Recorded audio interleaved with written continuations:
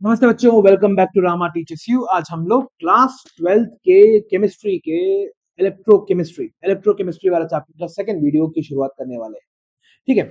सो पिछले क्लास में हम लोगों ने ऑलरेडी डिस्कस कर लिया था कि एक इलेक्ट्रोकेमिकल सेल और एक इलेक्ट्रोलाइटिक सेल के बीच में फर्क क्या होता है। Then we dove deep into electrochemical cell, जहां पे हम लोगों ने देखा कि हमारे पास क्या होता है।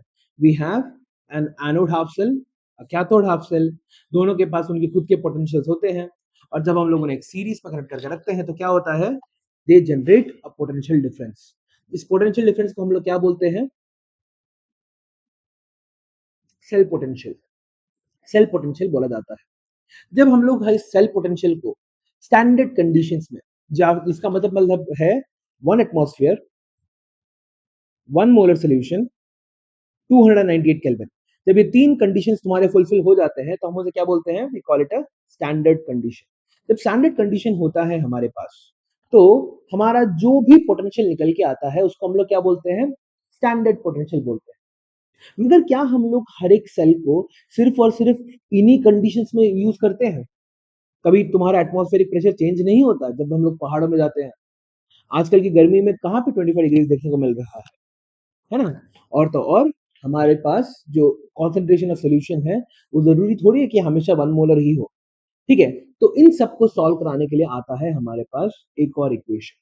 ठीक है। तो आज हम लोग उसके बारे में समझने वाले हैं। पिछले वीडियो में हम लोगों ने नर्स्ट इक्वेशन पे हम लोगों ने एक इंट्रोडक्शन दिया था। As per my students suggestion, हम लोग नर्स्ट इक्वेशन को फिर से शुरू करने वाले हैं।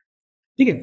सो Nernst equation, the equation which gives the relation between electrode potential, temperature and concentration of metal ions is called the Nernst equation. इसको हम लोग क्या बोलते हैं, हमारा Nernst equation। किस किस के बीच में हमारा रिलेशन दे रहा है, सेल पोटेंशियल, टेम्परेचर और कॉन्सेंट्रेशन। समझ में आ गया? इन तीनों के बीच में एक रिलेशन निकल के आ रहा है हमारे पास, द इलेक्ट्रोड पोटेंशियल। चलो, the equation which gives the relation between electrode potential, temperature and concentration of a metal ion is called the Nernst equation. Nernst equation for electrode potential. The standard potential are always measured under standard conditions. ठीक है, that is क्या, when the atmospheric pressure is 1 atmosphere, concentration of the ion is 1 molar and the temperature is 298 Kelvin. जब ये तीनों के तीनों conditions हमारे match हो जाते हैं तो उसे हम लोग स्टैंडर्ड पोटेंशियल बोलते हैं। मगर हम लोग कभी भी इन पोटेंशियल्स में हमारा जो सेल को है उसको इस्तेमाल नहीं करते। However, practically standard conditions are hard to achieve. बहुत मुश्किल होता है अचीव करना। According to the Nernst equation, Nernst for the electrode potential, अब यहाँ पे हमारे पास आ रहा है, चलो एडिट को भी ऑन करके रख देता हूँ। ठीक है, ठीक है। Nernst equation हमारा क्या कह रहा है, हर एक रिडक्शन पोटेंशियल को कैसे दिखाता है। यहाँ पे तुम्हारे पास क्या है, you have an m plus ion, है ना, m to the power n plus, that means n कुछ भी हो सकता है, जैसे तुम्हारे पास Na प्लस हो सकता है। ठीक है, that's what this m plus is trying to show you.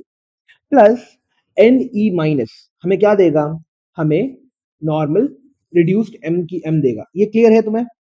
Now, the electrode potential measured against the standard hydrogen electrode can be written as, अगर हम इसी पोटेंशियल को एक स्टैंडर्ड हाइड्रोजन इलेक्ट्रोड की कंपैरिजन में अगर हम लोग मेजर करेंगे तो हमें क्या मिलेगा, हमें मिलेगा the reduction potential of m raise to the power of n plus 2m is equal to the standard electrode potential of m to the power n plus 2m. That means standard condition में जब वो reduce हो रहा है तो वो कितना EMF generate कर रहा है। स्टैंडर्ड कंडीशन में जब तुम्हारा ये हो रहा है तो कितना EMF तुम्हारा जनरेट कर रहा है, minus R T upon N F natural log of m upon m to the power n plus. इन दोनों का कॉन्सेंट्रेशन भी हमें देखना पड़ता है। ठीक है। अब जब भी हमारे पास जो हमारा m to the power n plus जो था, m to the power n plus जो था, ये एक आयनिक फॉर्म में था, है ना? हाँ, m to the power n plus was in the ionic form. इसमें कोई किसी को डाउट है? हाँ, m to the power n plus was in the क्या, आयनिक फॉर्म। मगर तुम्हारे पास जो ये m है, the m that is present here, ये तो आयनिक फॉर्म में नहीं है। ये किसके फॉर्म में है, ये लिटरल सॉलिड की फॉर्म में है। सॉलिड तुम्हारा नीचे डिपॉजिट हो रहा है ना। जब तुम जिंक को कॉपर के साथ जब रिएक्ट करा रहे थे, when you were reacting zinc with copper, zinc was going into the solution, है ना? Zinc was going into the solution in the form of Zn2 plus. जिस लाइन में तुम्हें डाउट लग रहा है पूछ सकते हो, यू नो मैं कब भी कोई भी क्वेश्चन पूछ सकते हो तो, ठीक है। सो क्या हो रहा था, जिंक तुम्हारे सोल्यूशन के अंदर आ रहा था, तो concentration of zinc was increasing in the zinc half cell. मगर तुम्हारा जो कॉपर है वो क्या कर रहा था, कॉपर तुम्हारा डिपॉजिट होते जा रहा था, that is copper was turning back into a solid, हाँ कि ना, copper was turning back into a solid. अब जब तुम्हारे सॉलिड बन रहा है तो हम लोग क्या बोलते हैं, जो कॉन्सेंट्रेशन ऑफ हमारा जो सॉलिड निकल के आ रहा है, कॉन्सेंट्रेशन ऑफ हमारा जो सॉलिड निकल के आ रहा है वो तो चेंज नहीं होता, ठीक है, it is not a solution. तो हम लोग कॉन्सेंट्रेशन ऑफ सॉलिड को क्या ले लेंगे, will take the concentration of the solid as 1। समझ में आ गया? नाउ आयंस का जो कॉन्सेंट्रेशन तुम्हारा है ही, सॉल्यूशन का जो कॉन्सेंट्रेशन है वो तुम्हारा ऑटोमेटिकली क्या हो जाएगा, इट विल बिकम 1। नाउ अब ये पूरा का पूरा नर्स्ट इक्वेशन अब क्या हो जाएगा, कॉन्सेंट्रेशन ऑफ m जो है तुम्हारे पास, the concentration of m will become equal to 1, तो वहां पे हम लोगों ने 1 लिख दिया। सॉलिड है वो, सॉलिड का कॉन्सेंट्रेशन यूनिटी रहता है, 1 रहता है, इसलिए हम लोगों ने उसे क्या लिखा है, 1 लिखा हुआ है। एनी डाउट्स यहाँ पे, किसी को डाउट है? Okay, so n is equal to तुम्हारा 1 आ गया। Now where E M nought is the standard reduction potential, ये जो वैल्यू है ये तुम्हारा क्या है, it is your standard reduction potential of the electrode, ठीक है, ये तुम्हारा रिडक्शन पोटेंशियल हो गया। Now R is the universal gas constant having 8.314 kilojoules per mole. N is the number of electrons involved in the reaction and T is the temperature in Kelvin. In the concentration of metal ions, M to the power N plus and F are what? क्या होते हैं ये? F तुम्हारा Faraday's constant बन जाता है. F becomes your Faraday's constant.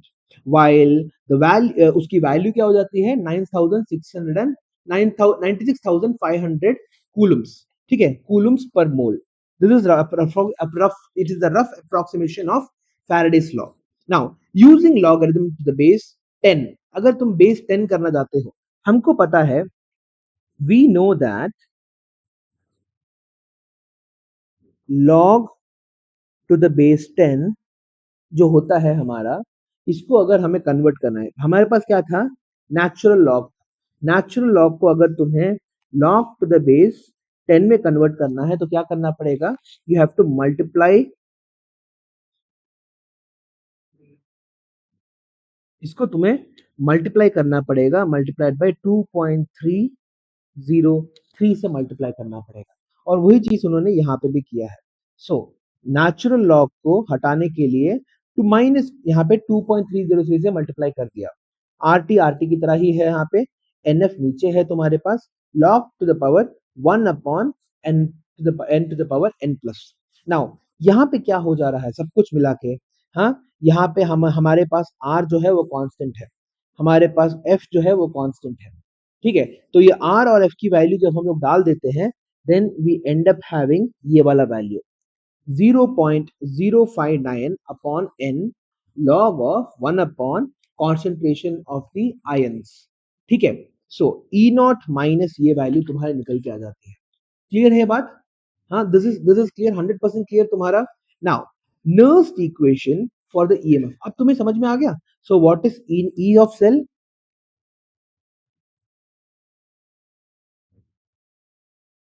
E of cell किसके बराबर होगा तुम्हारा,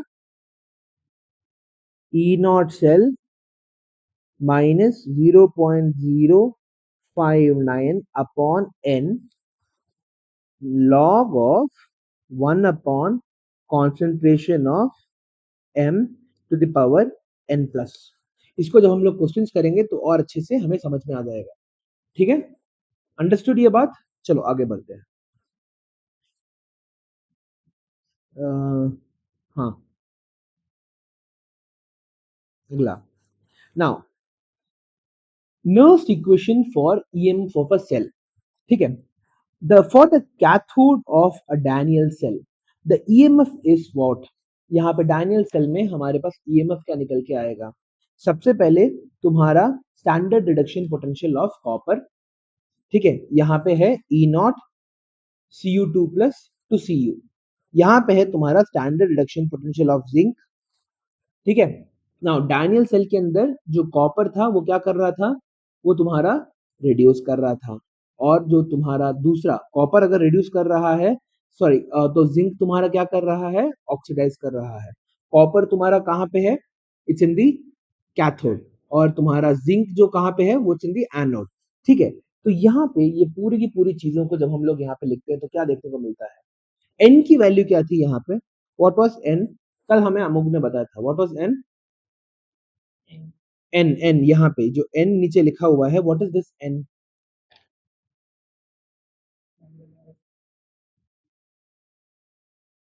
तुमने बोला था अमुक, क्या था वो,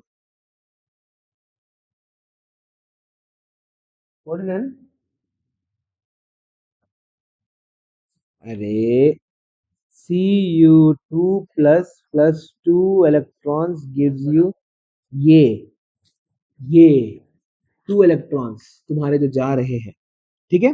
now the cell potential of a Daniell cell is given by E of cell is equal to E of, यहाँ पे सी यू, यहाँ पे नॉट आना चाहिए, नॉट इन्होंने नहीं लिखा हुआ है, ठीक है। तुम्हारे सॉरी सॉरी नॉट लिखा है इन्होंने, मैंने गलती कर दी। यहाँ पे E of cell becomes equal to electrode of तुम्हारा कैथोड, हाँ, electrode potential of cathode minus the electrode potential of anode, ठीक है। सो हमारा इलेक्ट्रोड पोटेंशियल ऑफ कैथोड क्या निकल के आ रहा है, standard reduction potential of copper minus R T upon two F natural log of 1 upon the concentration of Cu2 plus ions. उसी तरह से द रिडक्शन पोटेंशियल, द तुम्हारा ये जो इलेक्ट्रोड पोटेंशियल ऑफ एनोड कितना हो जाएगा तुम्हारे पास, the reduction potential of zinc minus R T upon two F natural log of 1 upon concentration of Zn2 plus ions. अब यहाँ पे हमें पता है कि ई ऑफ सेल की वैल्यू क्या होती है, E of cell is equal to, यहाँ पे E cell is equal to क्या होता है तुम्हारा, हाँ, ई ऑफ सेल तुम्हारा होता है E of cathode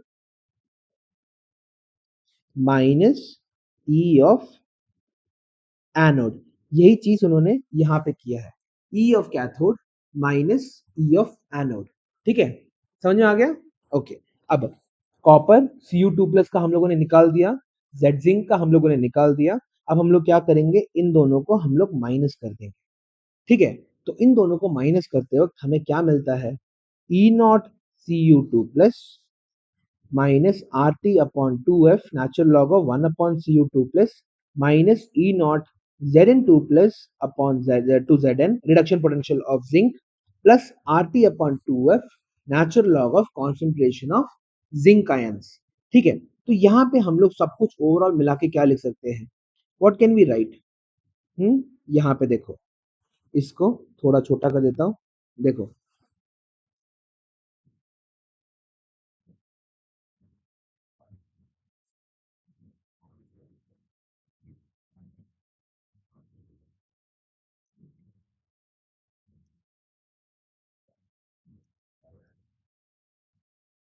okay.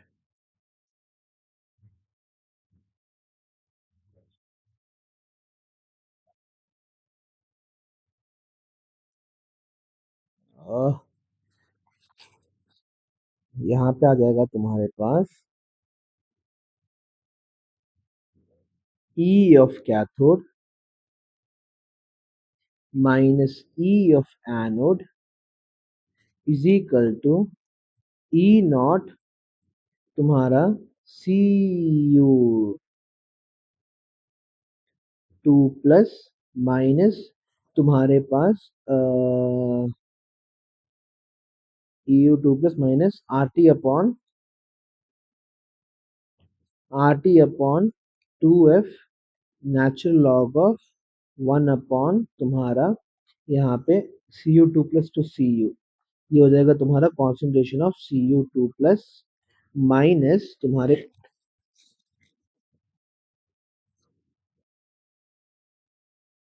E not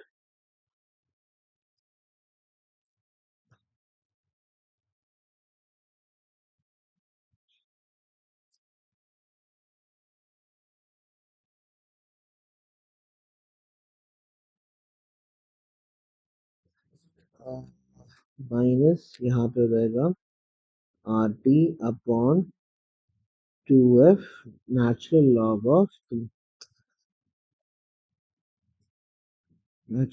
of तुम्हारा 1/Zn 2 प्लस। ठीक है। सो यहाँ पे हम लोग अगर ब्रैकेट को ओपन कर देंगे तो क्या मिल जाएगा, व्हाट विल यू गेट, यहाँ पे E not Cu2 plus to Cu minus E not Zn 2 plus to Zn, ठीक है, minus R T upon 2f natural log of तुम्हारा 1/Cu2 plus plus R T upon 2f natural log of 1/Zn 2 plus. ठीक है, समझ में आ गया यहाँ तक। अब इसमें हम लोगों ने क्या किया है, is equal to E not Cu2 plus to Cu minus E not Zn 2 plus to Zn, यहाँ पे आर टी, यहाँ पे प्लस लिख दिया, are T upon 2f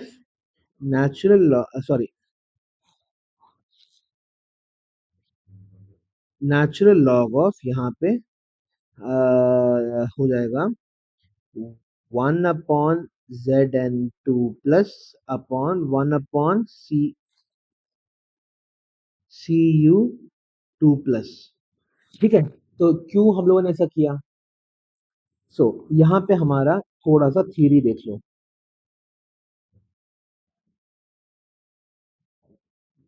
log of minus log of B को हम लोग लिख सकते हैं लॉग ऑफ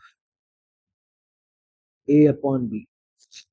तो यहाँ पे natural log of 1/Zn 2 plus था minus natural log of 1/Cu2 plus था, तो ऐसे लिख दिया मैंने। अब फाइनली मेरे को क्या मिलेगा एट द एंड, यहाँ पे हो जाएगा इज इक्वल टू तुम्हारा E not Cu2 plus minus E not Zn 2 plus यहाँ पे to Cu to Zn plus R T upon 2f natural log of क्या मिल जाएगा Cu2 plus upon Zn 2 plus. इसमें डाउट है, ये ऊपर चला गया नीचे आ गया बस।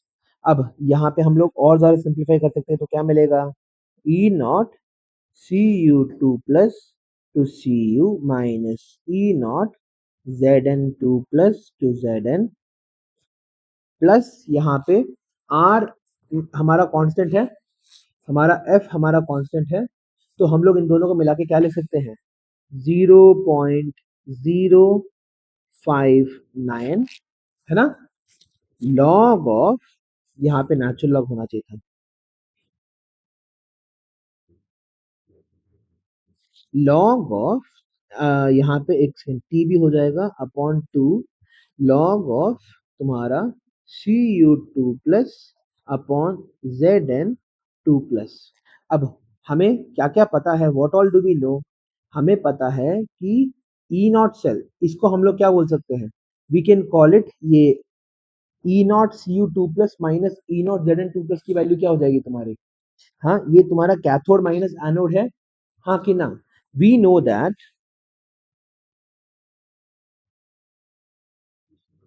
क्या हमें क्या पता है that E not of cathode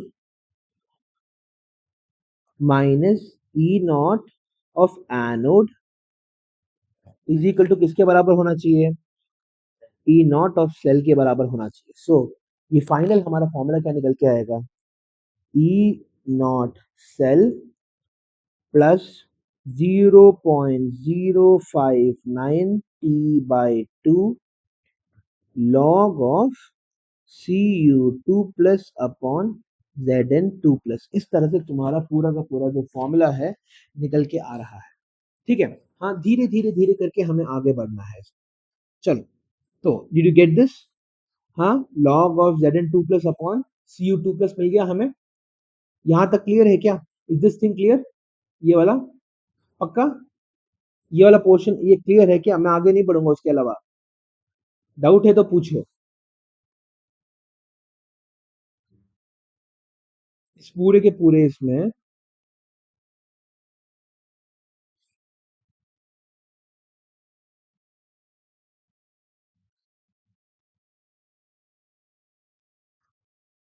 देखो क्या किया हम लोगों ने।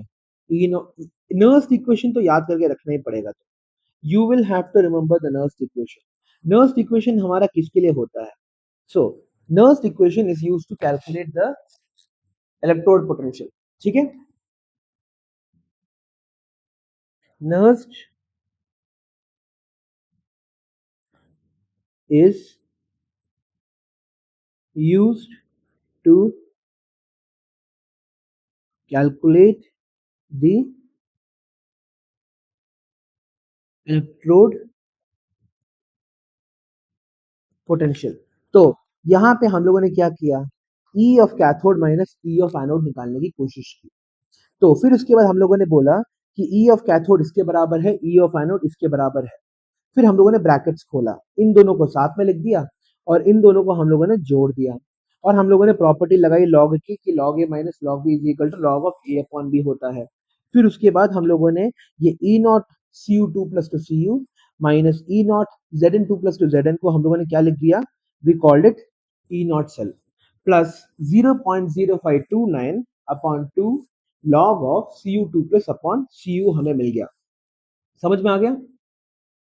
हाँ, इसको ड्राइव करके कोशिश करने की कोशिश करो। ठीक है, समझ में आ गया? Okay, now according to the obtained equation E cell is directly proportional क्या किसकी इसके बराबर है? It is directly dependent on the concentration of Cu2 plus ions and inversely dependent on the concentration of zinc ions. ठीक है, Cu2 plus ions तुम्हारे जितने ज्यादा मौजूद रहेंगे उतना ज्यादा क्या होगा? तुम्हारा ई ऑफ सेल की वैल्यू बढ़ जाएगी। Zn2 प्लस आयंस जितना कम होगा उतना ज्यादा तुम्हारे ई ऑफ सेल की वैल्यू बढ़ जाएगी। सोचने की कोशिश करो, अगर तुम्हारा Zn2 प्लस आयंस का कॉन्सेंट्रेशन बहुत ज्यादा है और Cu2 प्लस आयंस का कॉन्सेंट्रेशन बहुत ज्यादा कम है, इसका मतलब क्या होगा? डेपोजिट कम करने के लिए जो Cu2 प्लस आयंस का कॉन्सेंट्रेशन अगर कम हो रहा है, let's go back to the Daniell cell. Daniell cell के अंदर क्या हो रहा था? यहाँ पे तुम्हारे पास अगर Cu2 प्लस आयंस यहाँ पे है, ठीक है, और यहाँ पे Zn2 प्लस आयंस ज्यादा है, Cu2 प्लस आयंस की अगर कमी पड़ गई तुम्हें तो कम डेपोजिशन होगा, है ना? और यहाँ पे अगर Zn2 प्लस का कॉन्सेंट्रेशन बहुत ज्यादा है तो यहाँ से बाहर निकलने के लिए भी इसे प्रॉब्लम होगा, है ना?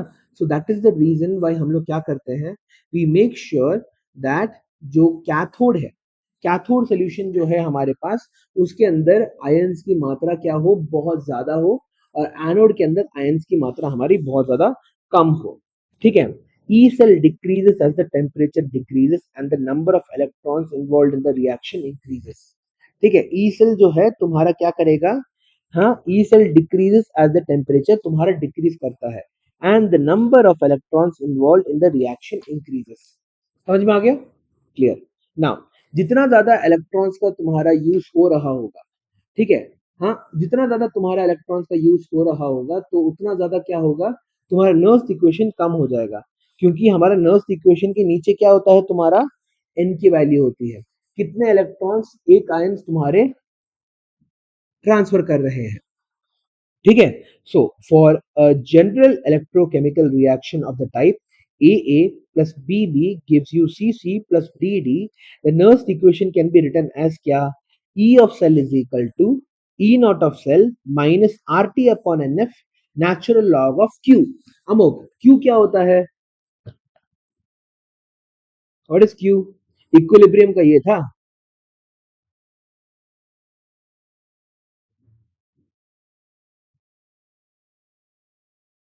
What is Q?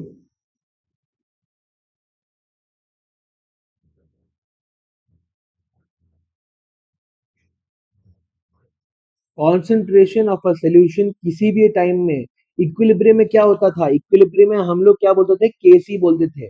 मगर इक्विलिब्रियम के अलावा तुम्हारा कोई और कॉन्सेंट्रेशन देखने को मिल रहा है, उसको हम लोग क्यू बोलते थे, रिएक्शन कोशेंट, रिएक्शन कोशेंट बोलते थे उसे हम लोग। So natural log of Q. अब इक्विलिब्रियम कॉन्सेंट्रेशन को धीरे धीरे याद करो। तुम्हारा जो क्यू की वैल्यू क्या हो जाती थी, तुम्हारा what was it, law of mass action तुम्हारा क्या कहता है। सो अगर तुम्हारे पास एक रिएक्शन है, सबसे पहले मैं हेडिंग लिख देता हूं।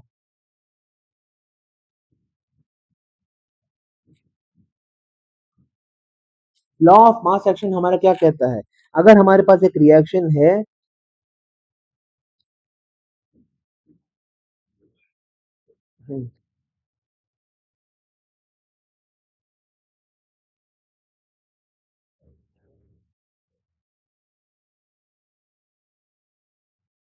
ठीक है, if I have a reaction like this, तो क्या हो जाएगा मेरे पास, हाँ, law of mass action would say that the rate is directly proportional to, sorry the तुम्हारा what was it, rate of reaction ही बोलते थे ना हम लोग, नहीं,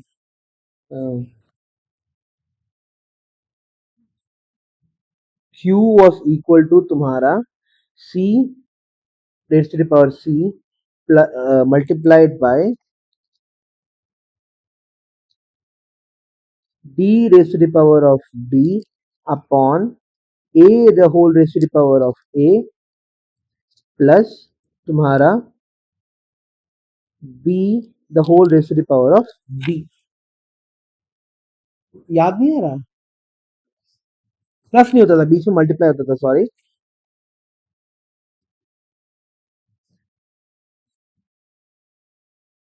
ठीक है।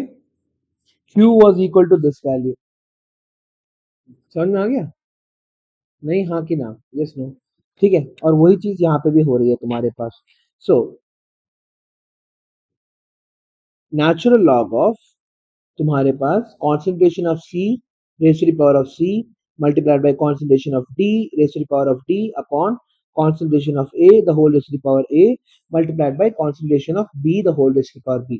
अब 298 केल्विन के अंदर क्या हो जाएगा तुम्हारा, हाँ, E of cell is equal to E naught cell minus 0.0591 upon N natural log of C to the power C multiplied by D to the power D upon A to the power A multiplied by B to the power of B। ठीक है, now एक question करके देख लेते हैं। Calculate EMF of the following cell at 25 degree Celsius. क्या क्या दे रखा है हमें, they have given as the, क्या तुम्हारा यहाँ पे Fe से Fe2 प्लस, ठीक है। तुम्हारा क्या हो रहा है, लेफ्ट साइड में हम लोग हमेशा क्या लिखते हैं, वी राइट दी, एनोड लिखते हैं कि कैथोड लिखते हैं, एनोड में लेफ्ट, ये हमारा एनोड है, ठीक है। H plus 0.01 molar to H2, that is cathode में तुम्हारा क्या है, यू हैव अ स्टैंड, एक हाइड्रोजन आयन है तुम्हारे पास, जहां पे तुम्हारा क्या यूज किया है, प्लैटिनम इलेक्ट्रोड का इस्तेमाल हुआ है।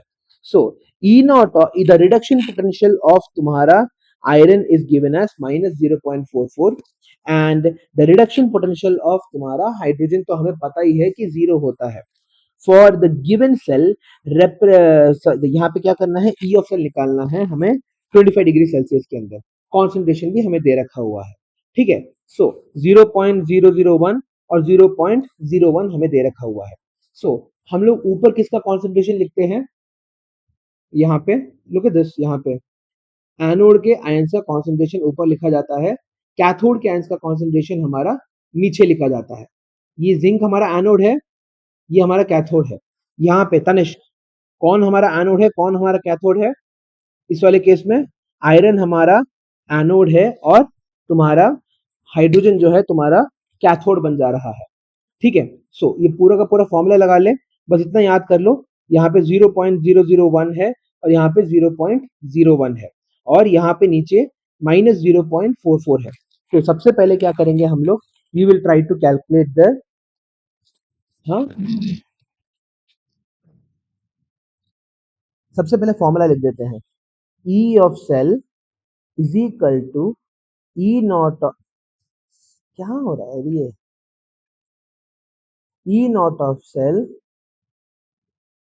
E of cell is equal to E naught of cell plus RT upon NF natural log of तुम्हारा एनोड का कॉन्सेंट्रेशन अपॉन कैथोड का concentration is equal to E not of cell plus 0.059 upon NF log of anode का concentration upon cathode का concentration.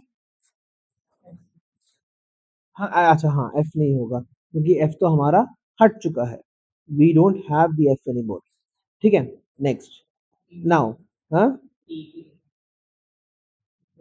अच्छा हाँ, यहाँ पे temperature भी लिखना है। टेम्परेचर 25 डिग्री कितना दे रखा है? 20। नहीं, टेम्परेचर तो हमारा हो गया ना, 0.059 में ही तुम्हारा टेम्परेचर काउंट हो जाता है। देखो यहाँ पे लिखा हुआ है, देखो इफ द टेम्परेचर इज तुम्हारा 298 केल्विन 25 डिग्री सेल्सियस है, तो ये 0.059 के अंदर सब कुछ तुम्हारा इंक्लूड हो जाएगा। कहाँ पे? अच्छा हाँ सॉरी,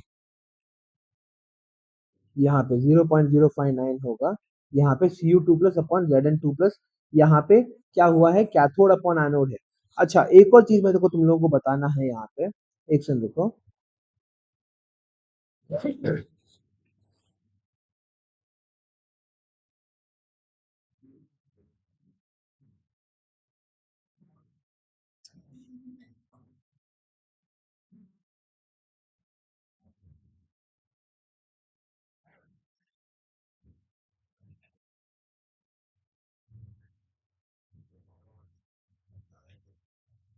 सो जो लॉग है हमारे पास, log A upon B is equal to minus log of B upon A होता है। ठीक है, I think I misspoke a little bit before. तुम्हारा जो लॉग ए अपॉन बी जो होता है वो माइनस लॉग बी अपॉन ए के बराबर होता है। तो यहाँ पे देखो क्या हो रहा है, लुक एट दिस। यहाँ पे तुम्हारे पास जब मेरा यहाँ पे कॉपर अपॉन ये लिखा था मैं, ठीक है, Cu2 plus upon Zn2 plus लिखते वक्त यहाँ पे प्लस था, मगर अगर इसी चीज को इन्होंने यहाँ पे उल्टा कर दिया, देखो Zn2 plus upon Cu2 plus तुम्हारा क्या हो जा रहा है? माइनस हो जा रहा है। ठीक है, एनोड अपॉन कैथोड करने की कोशिश कर रहे हैं। जो भी तुम्हें अच्छा लगे तुम कर सकते हो। नाउ ई नॉट सेल की वैल्यू क्या है हमारे केस में? What is the value of E not cell? हाँ, जीरो माइनस, हाँ माइनस ही तो है, वहां पे जीरो है वहां पे।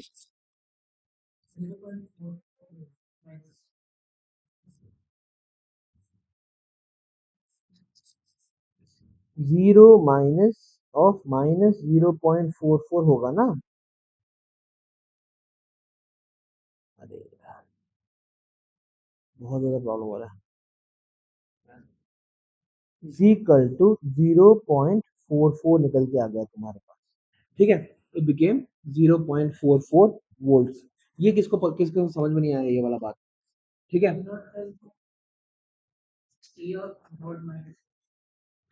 क्या E of cathode minus E of anode ही होता है। ई ऑफ कैथोड तुम्हारा क्या है? जीरो।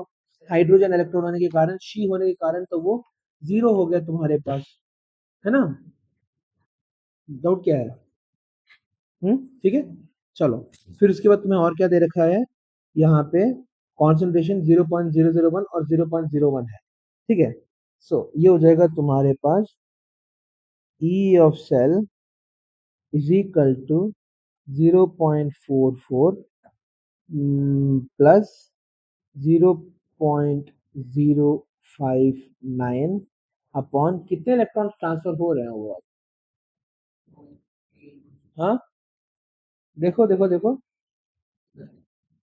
देखो, हाँ तुम्हारे पास यहाँ पे 2H प्लस है, iron 2H plus gives Fe2 plus, और ये दो इलेक्ट्रॉन्स तुम्हारे ट्रांसफर हो रहे हैं। सो यहाँ पे हम लोग क्या लिखेंगे? Upon two concentration of cathode क्या है तुम्हारे पास? सॉरी,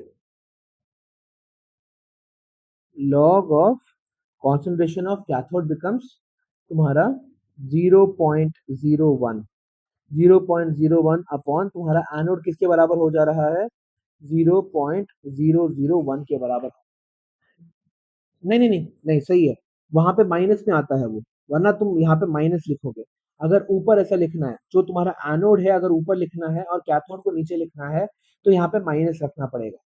ठीक है, यहाँ पे देखो तुम्हारे पास ऊपर तुम्हारा 0.001 और नीचे 0.01 लिखना है, तो यहाँ पे क्या करना पड़ रहा है तुम्हें, माइनस करना पड़ रहा है। एनोड अपॉन कैथोड के लिए माइनस लिखना है, मैंने यहाँ पे कैथोड अपॉन एनोड लिखा है और प्लस लिखा है, और यहाँ पे क्या हो जाएगा, मेरा जो कॉन्सेंट्रेशन जो है यहाँ पे मेरा एक स्क्वायर भी लग जाएगा। क्यों? क्योंकि दो H प्लस आयंस का काम हो रहा है ना, तो Fe plus 2H plus gives you Fe2 plus H2। सो यहाँ पे 2H प्लस है तुम्हारे पास, तो यहाँ पे एक स्क्वायर भी आ जाएगा। तो E ऑफ सेल की वैल्यू क्या हो जाएगी, 0.44 प्लस 0.059 अपॉन 2 लॉग ऑफ 0.1 का होल, 0.01 का होल स्क्वायर क्या होता है, हाँ, लॉग ऑफ 0.0001 अपॉन तुम्हारा 0.001।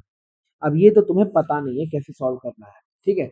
अब यहाँ पे हम लोग क्या कर सकते हैं, हाँ, नहीं 1 नहीं हुआ ना, 0.1 हुआ है।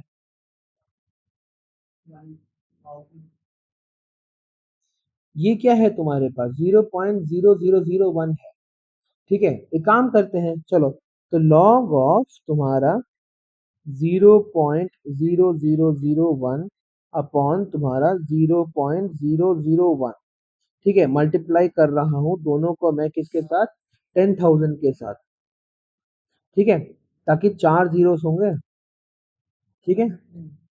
सो तुम्हारे पास क्या मिल गया यहाँ पे, क्या, नहीं, वो वहां पे माइनस है, देखो ना आगे, अरे देखो ना, log of A upon B is equal to minus log of B upon A है। वो भी कर सकते हैं, मैं बस बताने की कोशिश कर रहा हूँ कुछ। देखो ये क्या हो जाएगा मेरे पास, लॉग ऑफ 1/10 हो गया। अब यहाँ पे मैं इसको मैं लिख सकता हूँ माइनस लॉग ऑफ 10/1 लिख सकता हूँ, और माइनस ऑफ लॉग 10 किसके बराबर होता है, 1 के बराबर होता है।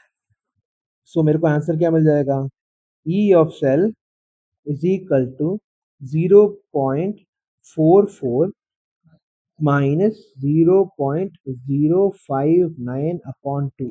यही आंसर आ रहा है वहां पे, है ना,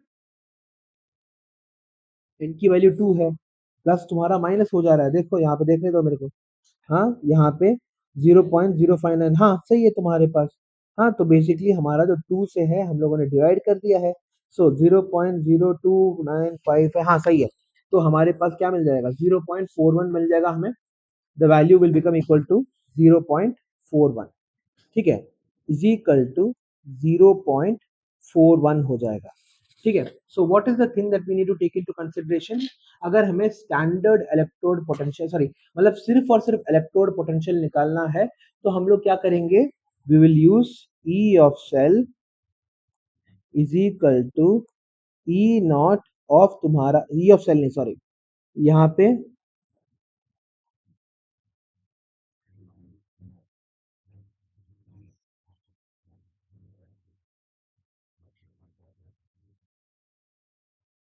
electrode potential of anode and cathode, ठीक है। क्या हो जाएगा, इज इक्वल टू तुम्हारा ई नॉट ऑफ तुम्हारा ए की power N plus to n, ठीक है, हाँ, ए की पावर एन प्लस से तुम्हारा ए के पास जा रहा है माइनस 0.059 अपॉन एन, 1 अपॉन नीचे क्या हो जाएगा तुम्हारा concentration of A n plus, this will become the value. समझ में आ रहा है, हाँ। इसी तरह से तुम एनोड और कैथोड दोनों का निकाल सकते हो। ई नॉट सेल की वैल्यू क्या हो जाएगी, ई नॉट सेल की वैल्यू तुम्हारी हो जाएगी यहाँ पे, ई सॉरी, ई ऑफ सेल की वैल्यू, क्या हो रहा है मेरे साथ, E of cell is equal to E naught of cell minus 0.059 upon n, जब टेम्परेचर तुम्हारा ऑलरेडी 298 केल्विन में हो चुका है। हाँ, एनोड अपॉन कैथोड, समझ में आ गया? Concentration of anode upon concentration of cathode, ये तुम्हारा माइनस है तो अमाउंट, जब माइनस होता है तो एनोड अपॉन कैथोड होता है, या फिर E not cell plus 0.059 upon N, यहाँ पे हो जाएगा हमारा कैथोड अपॉन एनोड। समझ में आ गया? क्लियर है? चलो अगले टॉपिक में जाते हैं हम लोग। Equilibrium constant for nerves equation. अब इक्विलिब्रियम कांस्टेंट क्या हो जाएगा? Kc की वैल्यू। Qc तो था जब हमारा रिएक्शन कोएफिशिएंट था कोई भी कॉन्सेंट्रेशन के लिए। Now in the Daniell cell the following reaction takes place, Zn plus Cu2 plus gives you Zn2 plus Cu, ठीक है? The concentration of Zn2 plus keeps on increasing and the concentration of Cu2 plus keeps on decreasing with time।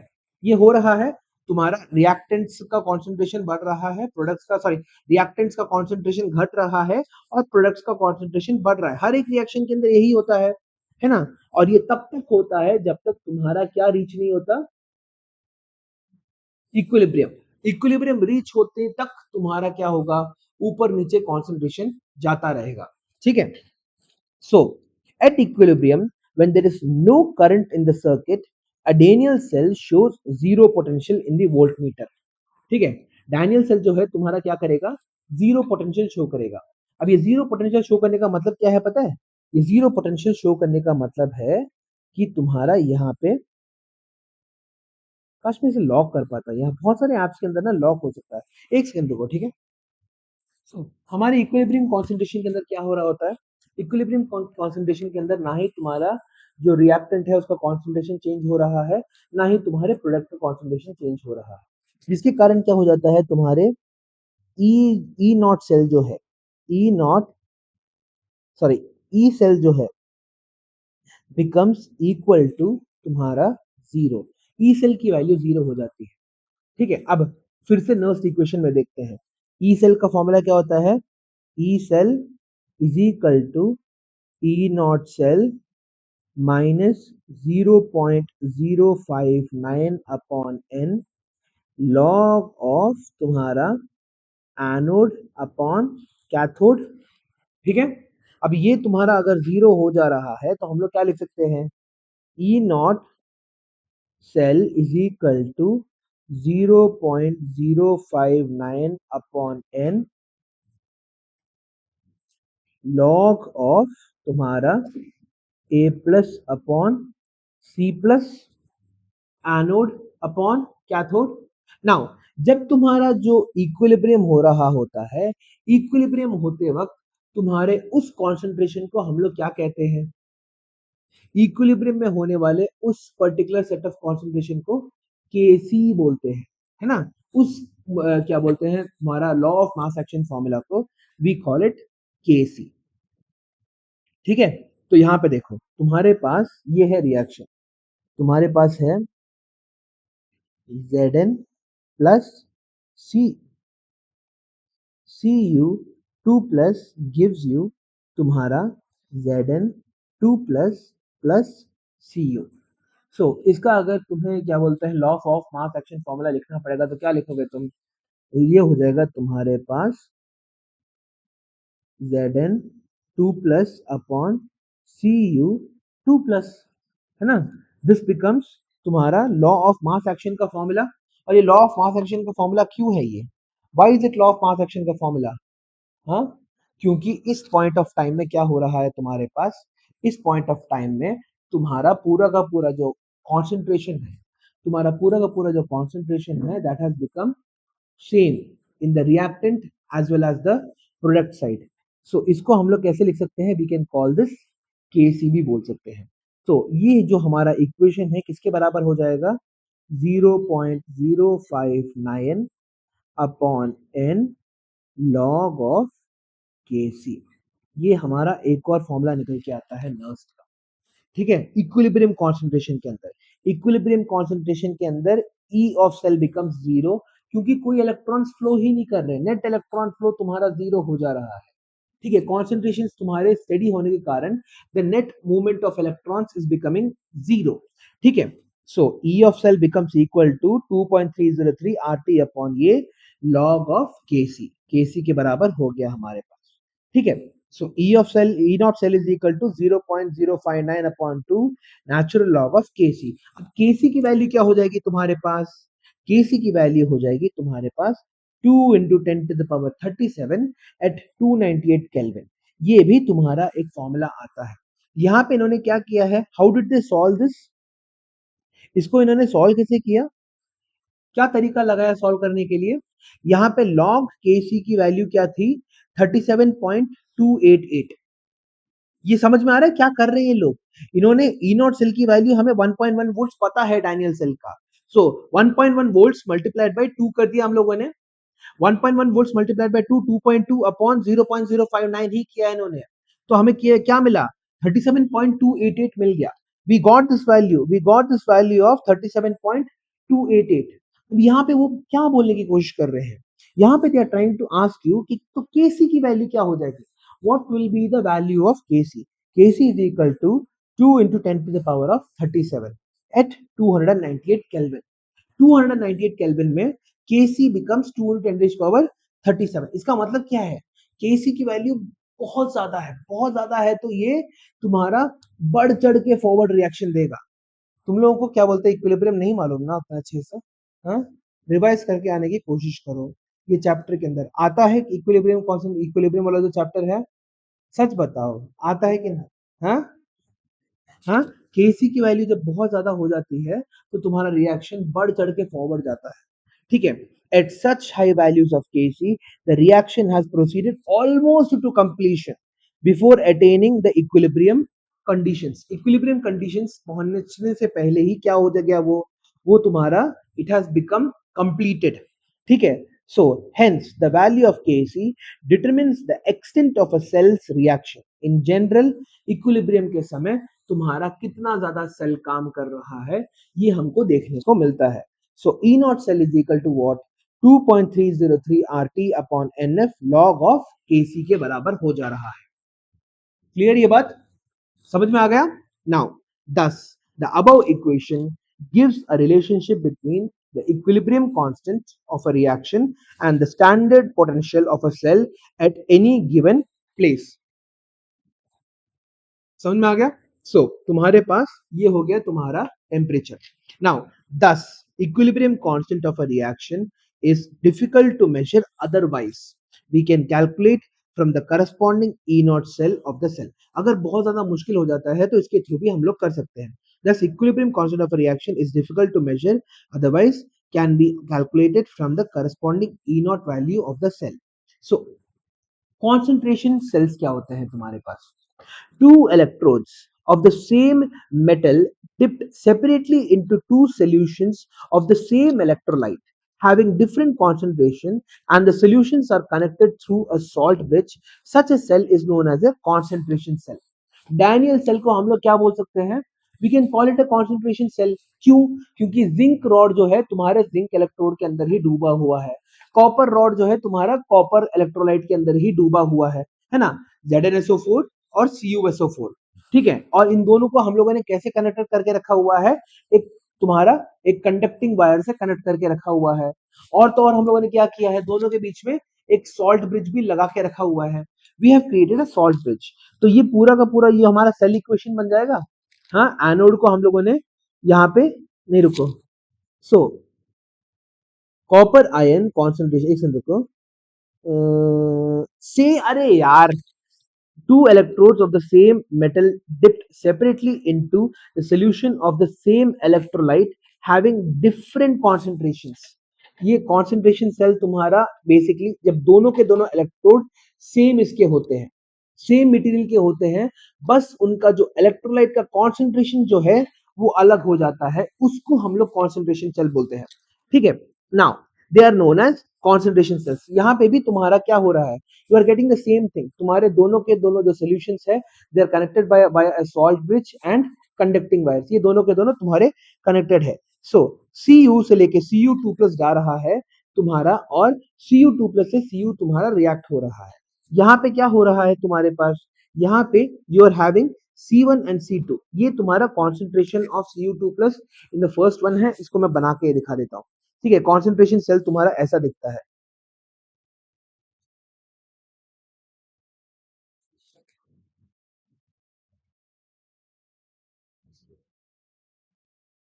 यहाँ पे भी copper है, यहाँ पे भी copper है, इन दोनों को तुमने क्या किया है, एक कंडक्टिंग वायर से जोड़ के रखा हुआ है। ठीक है, मगर और इस वाले सोल्यूशन में भी तुम्हारे पास क्या है, यू हैव कॉपर सल्फेट, इसमें भी तुम्हारे पास क्या है, कॉपर सल्फेट CuSO4, इसमें भी तुम्हारे पास है CuSO4। ठीक है, सो मगर only difference that you are doing is, यहाँ पे तुमने 0.1 मोलर CuSO4 लिया है, तुमने यहाँ पे 1 मोलर CuSO4 लिया है। ठीक है, इसी को हम लोग क्या बोलते हैं, हमारा कॉन्सेंट्रेशन सेल।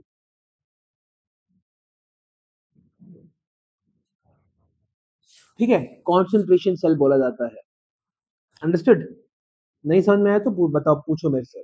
तो कॉन्सेंट्रेशन सेल के अंदर तुम्हारा सेम मेटल, सेम अब क्या बोलते हैं कनेक्शन, हर तरह का सब कुछ सेम है, बस दोनों के दोनों इलेक्ट्रोलाइट्स के बीच में जो कॉन्सेंट्रेशन है वो तुम्हारा अलग है। समझ में आ गया? Now so the electrode place in the higher concentration electrolyte acts as the cathode. क्यों? फिर से समझने की कोशिश करो। Zn और Cu जब थे तुम्हारे पास, हमारा कंडीशन क्या था, जो कॉपर है, कॉपर इलेक्ट्रोलाइट जो होता है, copper ions in the copper electrolyte should be at a lower higher, तुम्हारा क्या बोलते हैं, हाइयर कॉन्सेंट्रेशन में होना चाहिए, और zinc electrolyte, zinc ions in the zinc electrolyte should be at a lower concentration.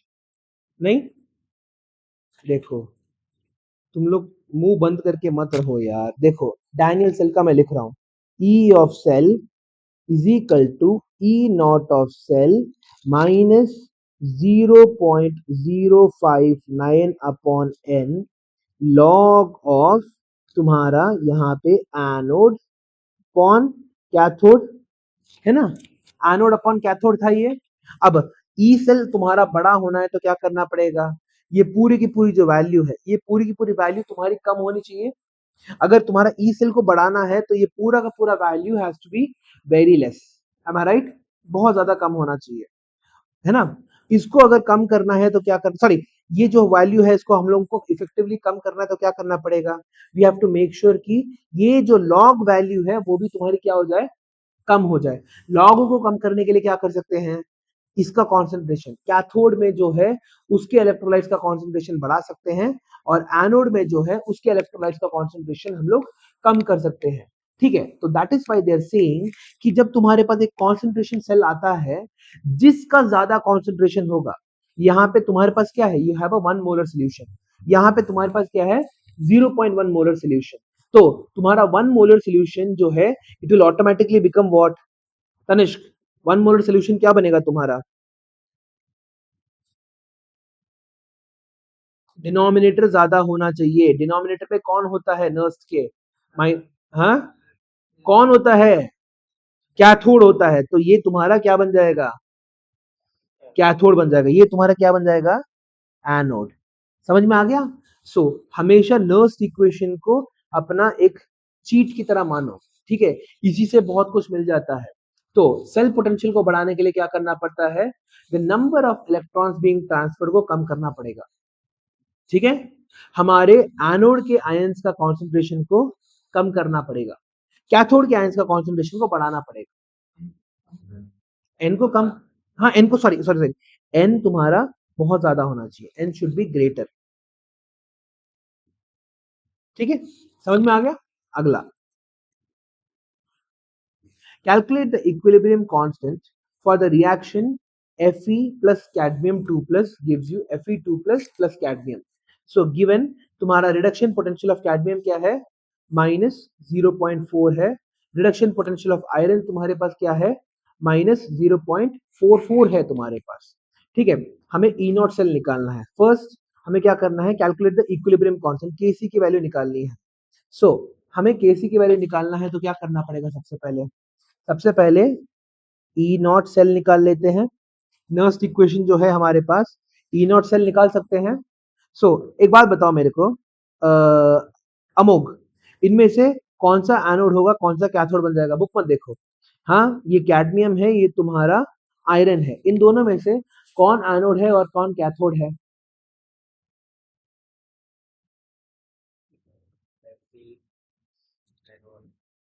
हाँ, Fe2+ एनोड है और कैडमियम 2+ तुम्हारा कैथोड है। इस कंक्लूजन में तुम कैसे आए? हम्म, कौन सा पोटेंशियल? रिडक्शन पोटेंशियल, ऐसे ही के फाइन। तुम वो भी जो बोल रहे थे वो सही था, इलेक्ट्रोड पोटेंशियल या फिर रिडक्शन पोटेंशियल ज्यादा है, ज्यादा नेगेटिव है तो कम वैल्यू है। कम वैल्यू है तुम्हारा जो कैडमियम है, कैडमियम का जो इलेक्ट्रोड पोटेंशियल है वो ज्यादा है in comparison to your iron. Therefore, this will become the cathode and this will become the anode. समझ में आ गया? हाँ, कैथोड का फॉर्मूला क्या है? -0.40 और -0.44 है। तो सॉल्व करके देखिए हमें क्या मिल रहा है। E not cell is equal to क्या हो जाता है तुम्हारा? E not of cathode minus E not of anode. तो ई नॉट ऑफ कैथोड कितना था हमारे पास? 0 -0.40 माइनस ऑफ एनोड का कितना था हमारे पास? -0.44 इज इक्वल टू कितना निकल के आएगा हमारे पास? 0.04। क्या ये पॉजिटिव है कि नेगेटिव है? पॉजिटिव है। अगर ये पॉजिटिव है तो रिएक्शन तुम्हारा आगे की तरफ बढ़ेगा ही बढ़ेगा। ठीक है, तो तुम्हारा सबसे पहले ई नॉट सेल की वैल्यू आ गई। हाँ, क्लियर है। अब नर्स्ट इक्वेशन फॉर अगर तुम्हारा पूरा का पूरा रिएक्शन जो है इक्विलिब्रियम में है तो नर्स्ट इक्वेशन किसमें बदल जाता है? तुम्हारा E of cell is equal to 0 हो जाता है। इक्विलिब्रियम के समय E of cell becomes 0। Therefore तुम्हारा E not of cell is equal to किसके बराबर हो जाएगा तुम्हारे पास? 0.059 अपॉन तुम्हारा n log ऑफ Kc। हमारे पास log ऑफ Kc की वैल्यू क्या हो जाएगी? What will be the log of value Kc will become, यहाँ पे 0.0 देखो ना, यहाँ पे ई नॉट की वैल्यू क्या है? 0.04। अब कितने इलेक्ट्रॉन्स ट्रांसफर हो रहे थे तुम्हारे? Zn2+ से Zn जा रहा था, Cd2+ से Cd जा रहा था। कितने इलेक्ट्रॉन्स ट्रांसफर हो रहे थे? 2 इलेक्ट्रॉन्स ट्रांसफर हो रहे थे, मल्टीप्लाइड बाय 2 अपॉन यहाँ पे 0.059। ठीक है, तो log ऑफ Kc की वैल्यू क्या हो जाएगी तुम्हारे पास? 0.08 अपॉन 0.059। क्या मैं इस 0.059 को मैं सिंपली 0.06 लिख सकता हूँ? Can I write it as 0.06? 59 तक जा रहा है तो 6 ही लिख देते हैं। तो इसको मैं क्या लिख सकता हूँ? 8/6 लिख सकता हूँ। क्या मैं इसको 4/3 लिख सकता हूँ? और 4/3 कितना होता है? 4/3 कितना होता है? इज इक्वल टू 1.33 के बराबर होता है। 1.33 डाल से चले जाता है तो 1.33 को हम लोग लिख सकते हैं 1.34, राउंड ऑफ करके 1.34 कर दिया हम लोगों ने। So log of K C is equal to 1.34। तो के सी की वैल्यू क्या हो जाएगी तुम्हारे? Anti log of 1.34। लॉग से हम लोग क्या कर सकते हैं? We can find 10 to the power of 1.34 निकाल सकते हैं। That will be our answer. तो 10 की पावर 1.34 कितना होता है हमारे पास?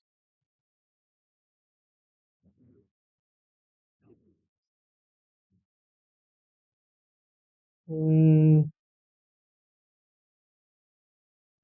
10 to the power of 1.334, 21.87। एक सेकंड रुको।